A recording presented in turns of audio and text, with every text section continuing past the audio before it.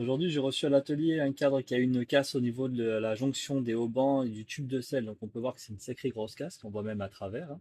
Mon support carbone a polymérisé pendant 24 heures et j'ai déponcé, comme ça j'aurai pas de fuite d'air quand je vais les tirer au vide.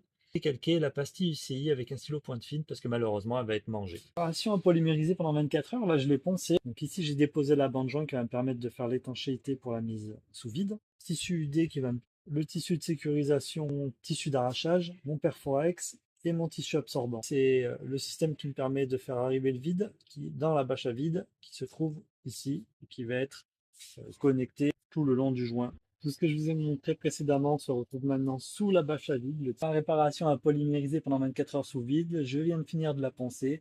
Je vais faire une petite passe de blanc pour commencer à blanchir le fond et je vais commencer à lever plusieurs couches d'élastomère pour reprendre tous les défauts de surface. Vous voyez le petit éclair, et il s'était retrouvé caché par la sous-couche, ce qui veut dire que quand je vais faire la peinture, il va être complètement masqué. Ça, c'est ce que j'ai dessiné avec mes petites cotes à respecter. C'est mon éclair au format XVG pour... Et là, c'est mes traits de découpe qui vont être tracés par le plotter de découpe. Parce que de base, quand la machine découpe, c'est comme ça. Et vous voyez, le vinyle est abîmé. Il y a trop de film à enlever qui tient d'un bloc et ça tire sur le tout petit éclair qui fait 0,4 mm d'épaisseur. Du coup, j'ai dû redesigner la découpe et vous voyez, ça fait comme une mosaïque.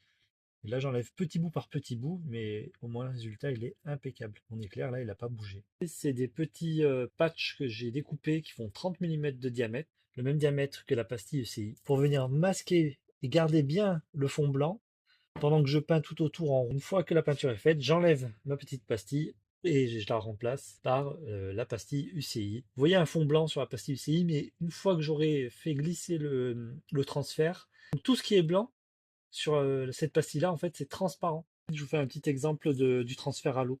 Vous voyez, quand je le fais glisser, c'est complètement transparent.